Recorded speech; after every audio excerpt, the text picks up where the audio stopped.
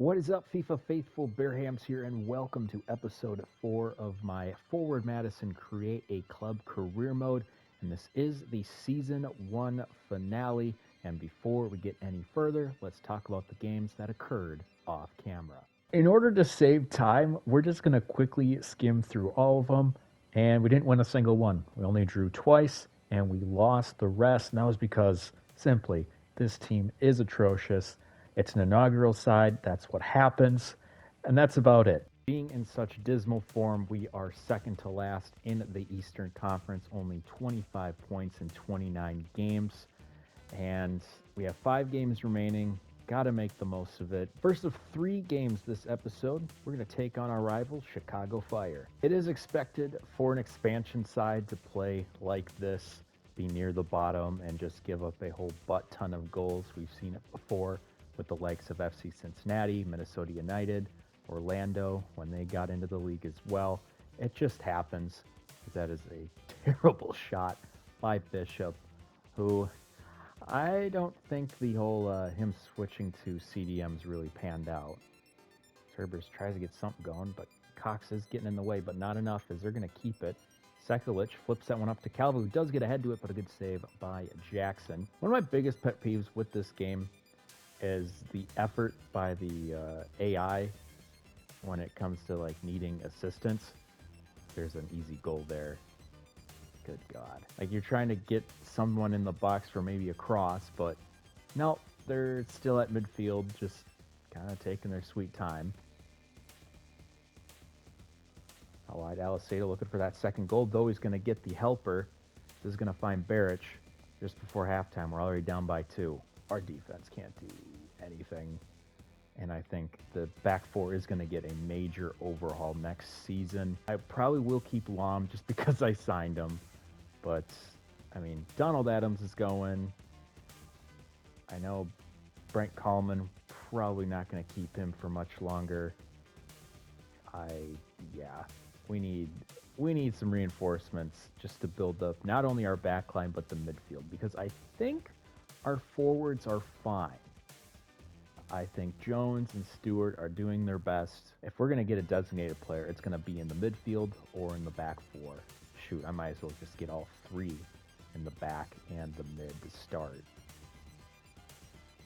We're just going to continue on into the second half straight away. I've never really done this before. I usually cut the games into halves. But let's just see what happens here as Calvo gets the easy interception.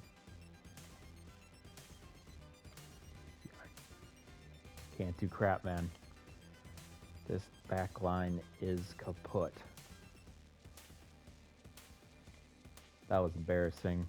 We did get the first victory in this derby, but man, Chicago Fire, they had a point to prove, and they really proved it. For the second game of the episode, we are switching up the formation to a 5-4-1. More defenders, maybe that'll help, I don't know. Playing Bishop at a left back position as opposed to that CDM. I mean, we're going to be overrun in the midfield, but at this point, we were already being run over. Stewart able to win the ball there. This is the first time playing Inter Miami on camera. They have been pretty difficult in the games off camera. All right, so far the defense is doing okay, but I feel like commentator's curse is going to come in, but thankfully, that shot is well over the bar. Looking to turn that corner there, but a nice block by Bishop, who looks a lot more comfortable in that left back position.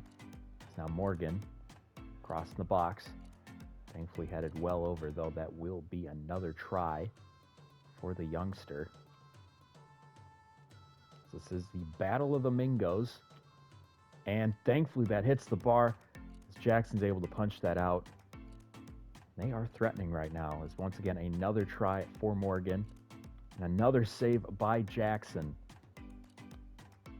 Good grief, I might not even cut this bit. I might just have it play all the way through with all these nice saves. This Villalba running out of space to run, is going to lose it. Figal looking for that shot, though, a nice play, but not a nice pass. It's still with them. Higuain shoots, and yet again another great save by Jose Jackson. keeping this game 0-0 at the moment. Now we are in the final bits of this first half. Morgan looking for that cross inside. Might find it. Great clearance out. We're just going to hoof it out. We'll call that a half. A clean sheet half. We'll take it. It's a step in the right direction. Still head to the tunnel. 0-0. For the second half, I made one switch, and it was just moving Lam to a center mid role. So technically, we'll have 4 center backs out there. So now Kalman takes the place of Kitchen. Loving the effort from him, but now there's another chance here. It's Carranza with a shot, and he's going to bury that one. Finally, Inter Miami on the board after an hour. Credit where credit's due to Jose Jackson, but yeah, this defense ain't cutting it for him. I think before we go any further, I would like to see how many shots they've taken so far. 10 shots. And we don't have a single one. Oh, nice little flip pass. Jones takes it, scores! There we go. An equalizer, a much-needed equalizer from Blake Jones. Able to take in the pass from, I believe, Harry Jackson, another player from our academy. Now all we really need to do is just hoof it up. Jackson launches that. There's the header. Though we're going to lose it. Are they? Oh, they're going to give him this opportunity. Thankfully, passes backward. There we go. We end the game with a draw. In the Battle of the Mingos, we don't lose. We will be quick simming 2 games before the finale. The first one at home against Nashville SC. 90 minutes. It is a draw. Muller with the game-tying goal. Second one away against Philly. And we win. Kitchen with the game winner in the 86th minute. Much more relief than excitement. The final game of the season at Bree Stevens against Atlanta United. Ooh, maybe a nice pass here. Is going to find Blake Jones. Blake Jones, maybe with an early goal, but a nice save there by Guzan. Lopez, first shot for Atlanta, thankfully over the bar. That just would have been a terrible start to this game. Again, just want to end on a win, maybe even a winning streak. That would be something. Has some room, gonna use it. Does get tripped up, so that's gonna be another possible card. And that is gonna be double yellow for Mulroney. And now they are down to 10 men. What can we do with this advantage? Oh, we do that. That's what we'll do in response. A nice pass from Villalba to find Blake Jones. And it's our youngster, the future of Forward Madison, getting the scoring started.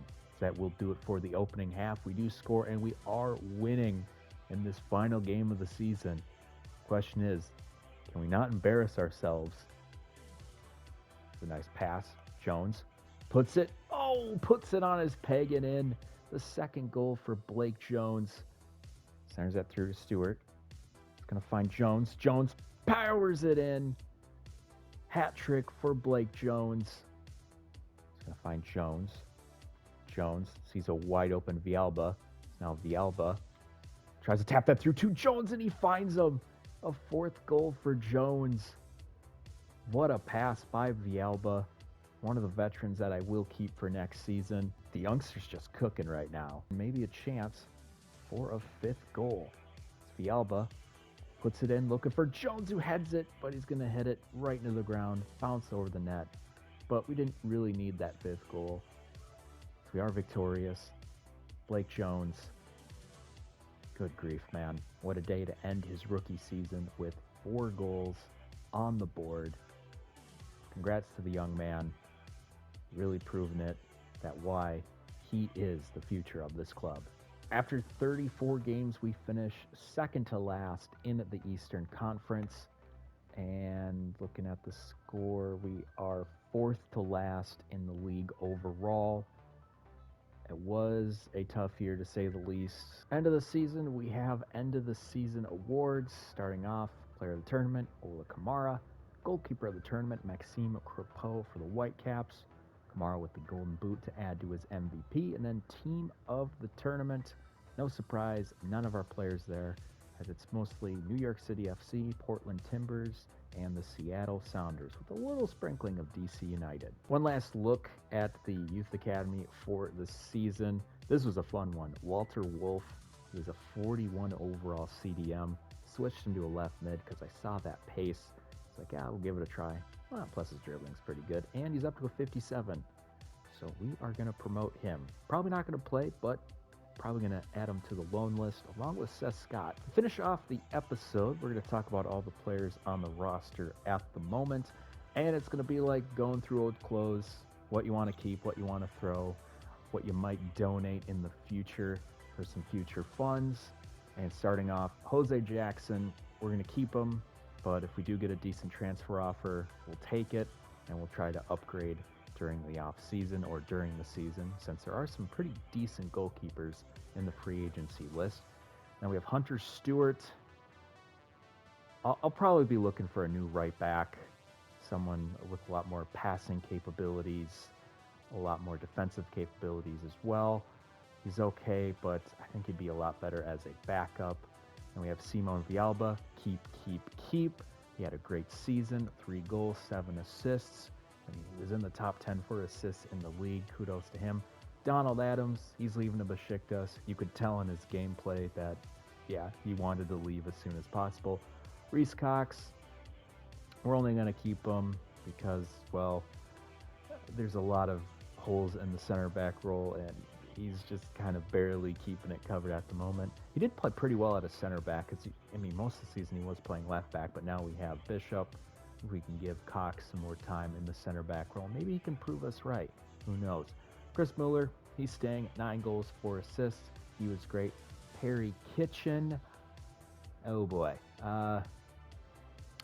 He's probably going to stay, but we're going to be bringing someone in that's hopefully better. Cohen Stewart, hell yeah, he's staying. He had a great season. 8 goals, 5 assists.